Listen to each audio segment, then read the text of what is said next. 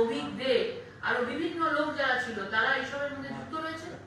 এবং জানেন যে সেই সেমিনার রুমে সেই যে অভিক দে গেছিলেন তাকে আমাদের ডিসি সেন্ট্রাল ইন্দিরা ব্যানার্জি উনি নিজে বলছেন যে উনি একজন ফরেন্সিক ফিঙ্গারপ্রিন্ট এক্সপার্ট ছিলেন, এবং পরে দেখা গেল তিনি একজন সাধারণ একজন মেডিকেল কলেজে একজন কর্মরত ডক্টর।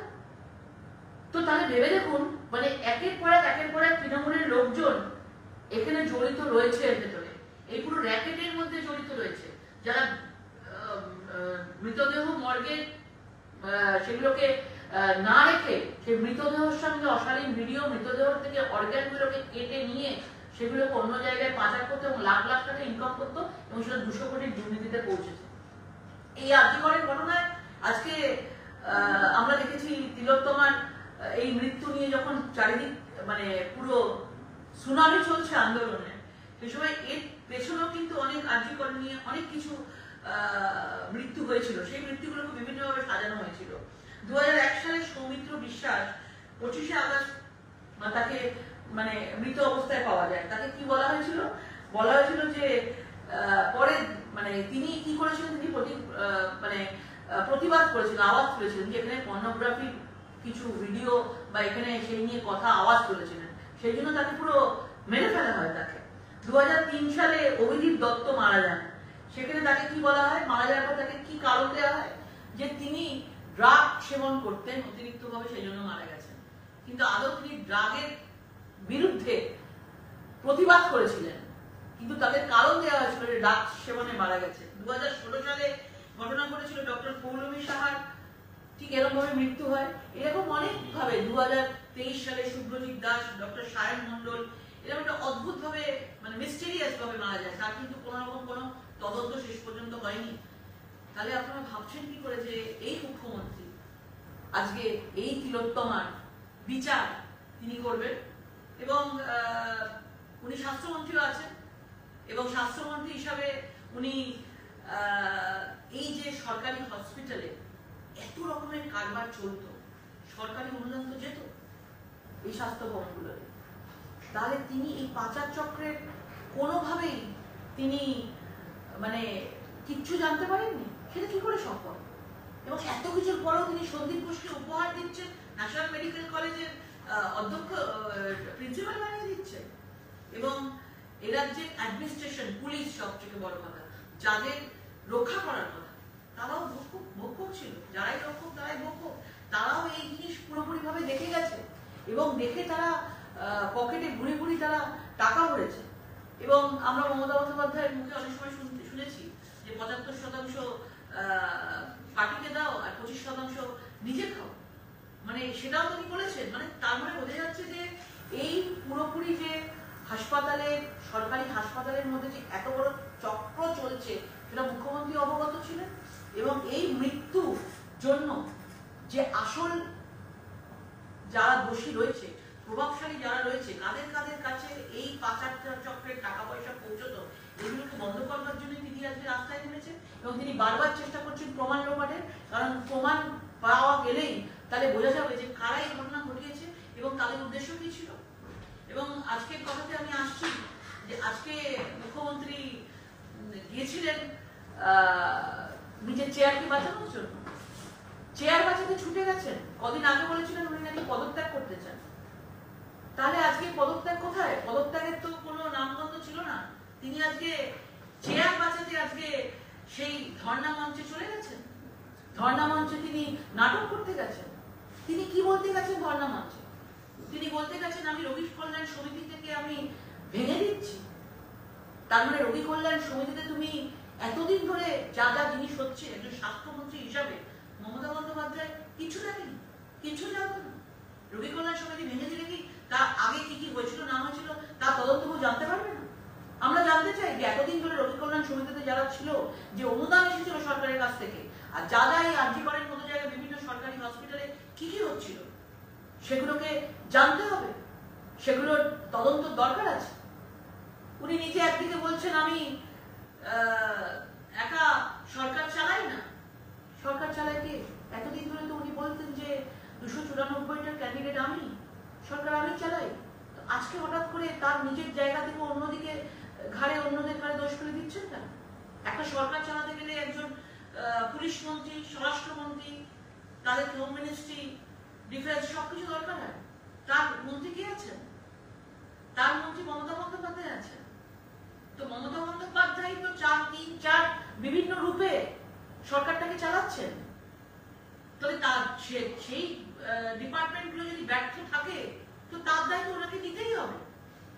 আজকে উনি এসেছিলেন কিসের জন্য? সবচেয়ে বড় কথা কিসের জন্য? বারবার ঘুরিয়ে ফিরিয়ে উনি একটা কথা বারবার বলছেন যে আপনারা সবাই ফিরে আসুন। তো ওনারা তো ফিরে আসতে চান, জুনিয়র ডাক্তাররা ফিরে আসতে চান, তিনি বারবার আলোচনা করতে চেয়েছেন, কিন্তু সেদিন আপনি নবান্নের দরজা মুখের উপর বন্ধ করে দিয়ে আপনি বেরিয়ে চলে গেছিলেন। আজকে আবার মানুষের সিম্প্যাথি নেওয়ার জন্য আবার আপনি ছুটে এসেছেন, লোককে দেখাতে এসেছেন আমি তাদের জন্য কতটা চিন্তিত। আপনি আপনি বলছেন যে আপনার ঘুম হয়নি, কালকে বৃষ্টি, রোদ, এত ঝড় বৃষ্টি হয়েছে। 34 দিন ধরে তারা বসে আছে সেখানে। আপনার কষ্টটা 34 দিন পর হচ্ছে, লাস্ট 2 দিন আপনার কষ্ট হচ্ছে। সারা বাংলার মানুষের তো সোশ্যাল মিডিয়া থেকে শুরু করে বিভিন্ন লোক মানুষ ওখানে গিয়ে পৌঁছচ্ছে, সাধারণ মানুষ ওখানে গিয়ে পৌঁছচ্ছে কষ্টে। কেউ হাওয়া করছে তাদেরকে, কেউ খাবার খাইয়ে দিচ্ছে তাদেরকে, কেউ সারা রাত তাদের সঙ্গে যাচ্ছে তাদের সাথে যে তোমরা লড়াই চালিয়ে যাও বলে। তারাও তো কষ্ট পাচ্ছে, তারাও তো, সারা বাংলার মানুষ ঘুমায়নি। আর আপনি বলছেন আপনি কালকে ঘুমাতে পারেননি ঝড় বৃষ্টিতে, আপনার এখন খুব কষ্ট হচ্ছে। 34 দিন পর সেটা মনে পড়লো আপনার। আপনি বলছেন এতগুলো সাধারণ মানুষ মারা যাচ্ছে। 93,000 ডক্টর সারা পশ্চিমবঙ্গে আছে, তাদের মধ্যে জুনিয়র ডক্টর 7,500-এর কাছাকাছি। এত বড় আপনার পরিকাঠামো, বিশাল আপনার পরিকাঠামো, বিশাল স্বাস্থ্যসাথী কার্ড, 5 লক্ষ টাকা করে সবাই পাবে, আপনি বিশাল করে রেখেছেন। সেখানে 7,500-এর মধ্যে যারা ওখানে বসে আছে তাদের জন্য এতগুলো মৃত্যু হলো। তারা নিজেরাও বারবার বলছে তাহলে সিনিয়র ডাক্তাররা করছেটা কি? সিনিয়র ডাক্তাররা তো কাজ করছে। যখন কোনো বারবার করে কেউ কোনো রোগী যায় তারা সবাইকে সিনিয়র ডাক্তারের খোঁজ করে যে সিনিয়র ডাক্তাররা কোথায় আছে। সিনিয়র ডাক্তার তো কাজ করছেন। আজকে আপনার জুনিয়র ডাক্তারদের মানে খোঁজ করছে বলছেন, যারা রোগীরা আসছেন, পেশেন্টরা আসছেন, তারা হচ্ছে জুনিয়র ডাক্তাররা বলছে তাদেরকে খোঁজ করছে বলছেন। তো আপনি বিভিন্ন ভাবে চাইছেন নানা রকম ভাবে ভয় দেখিয়ে মানে এই আন্দোলনটা যাতে বন্ধ হয়ে যায়। আপনি বারবার একটা কথা সাবধান করছেন, খাবারের কথা বলছেন। মানুষ নিজের আত্মে রান্না করে নিয়ে যাচ্ছে, মানুষ রান্না করে নিয়ে মানুষ ওখানে পৌঁছচ্ছে টিফিন ক্যারিয়ার নিয়ে ডাক্তারদের মুখে অন্ন তুলে দেওয়ার জন্য। কারণ ডাক্তাররা শীত দ্বারা উঁচু করে কাজ করছে, আর আপনি গেছেন একবারের জন্য মাথা নিচু করতে মানুষ একবারের জন্য অনেক পারে, কিন্তু শীত দ্বারা উঁচু করে আগামী দিনে এগিয়ে যাওয়া, যেভাবে তারা আন্দোলন করছে বিচারের আশায়, বিচারের দাবিতে, তাদের দাবিতে, এটা সত্যিই কিন্তু সারা বাংলার মানুষ কিন্তু ওদের সাথে রয়েছে। তো আপনি যেভাবেই আপনি মানে আজকে যেভাবে আপনি গেছেন নাটক করতে, সেটা মানে সবাই বুঝতে পেরেছে। এই স্ক্রিপ্ট আমরা জানি, এবং এটা আপনি আপনার জীবন দশায় আপনি মুখ্যমন্ত্রী থাকাকালীন আপনি এটা করেছেন। আমরা অনেকদিন আগে থেকেই এটা আন্দাজ পেয়েছিলাম যে আপনাকে ধর্ণামঞ্চে আসতেই হবে, আপনাকে ডাক্তারের কাছে মাথা নত করতেই হবে। পদত্যাগ কথাটা এখন বলেছিলেন, আজকে আর পদত্যাগ কথা বলছেন না, আজকে চেয়ার বাঁচানোর জন্য এসেছেন। তো আপনারা মনে রাখবেন, ডাক্তাররা যে সিদ্ধান্ত নিয়েছে যে 5টা দাবি তাদের আছে, তারা আলোচনা করতে চায়, কারণ আপনি কোনের কথা শোনেননি, আপনি একাই কথা বলে গেছেন, আপনি একা কথা বলে গেছেন, একা কথা বলে আপনি দুটো মাইক নিয়ে কথা বলে গেছেন, কারোর কথা শোনেননি, আপনি বেরিয়ে চলে গেছেন। তারা আলোচনা চেয়েছে, তারা আবারও আলোচনা চাইছে। আমরা একজন পার্টি জনপ্রতিনিধি হিসাবে এটুকুই বলতে চাই যে ডাক্তারদের আন্দোলন অরাজনৈতিক আন্দোলন তারা এগিয়ে চলুন।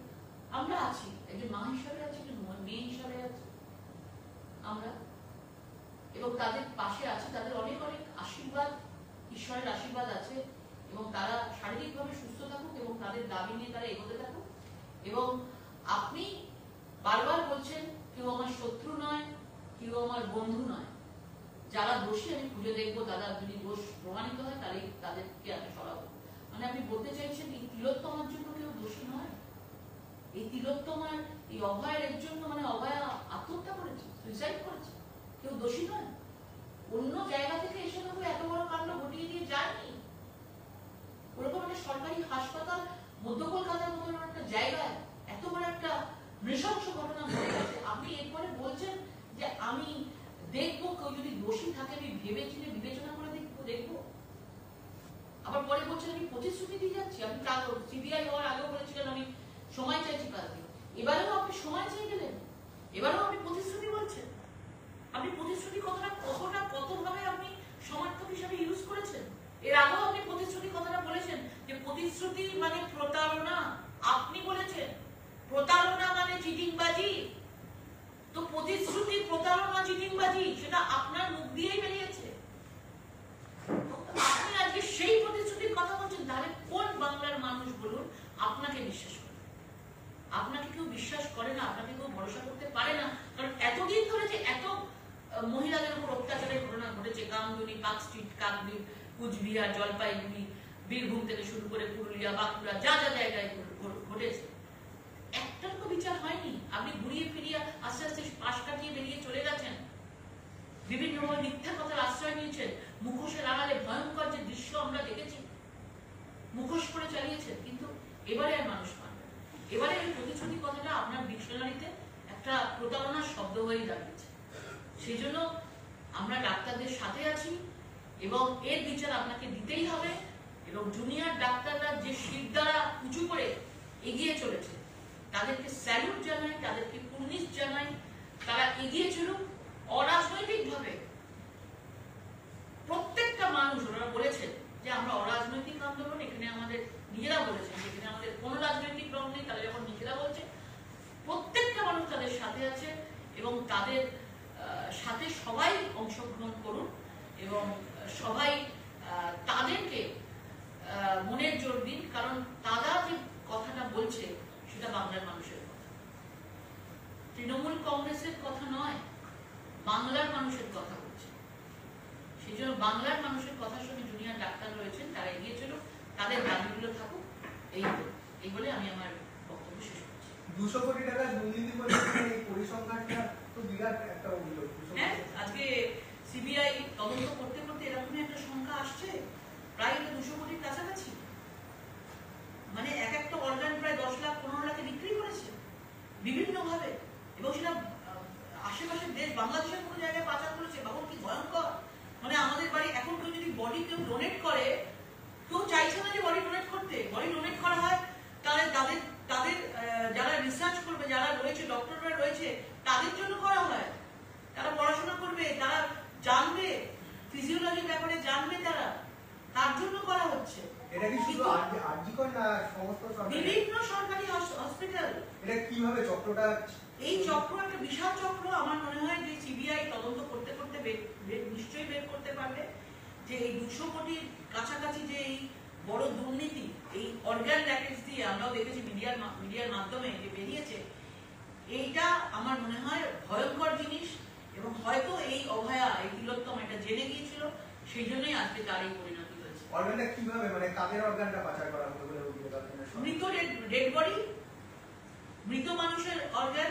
আপনারা জানতেই পারবেন না যে কোনো জীবিত মানুষকেও, তাকেও বিভিন্ন ধরনের অপারেশনের মাধ্যমে অনেক সময় অর্গান সেখান থেকে কিডনি, সেখান থেকে একটা কিডনিও বের করে নেওয়া হয়। তারা তো জানতেই পারে না, কারণ তারা মানুষ তো ডাক্তারের উপর ভরসা করে, সে তো জানে না আমার সাথে কি ধরনের অপারেশন হচ্ছে বা আমার শারীরিকভাবে তারা কিভাবে ট্রিটমেন্ট করছে।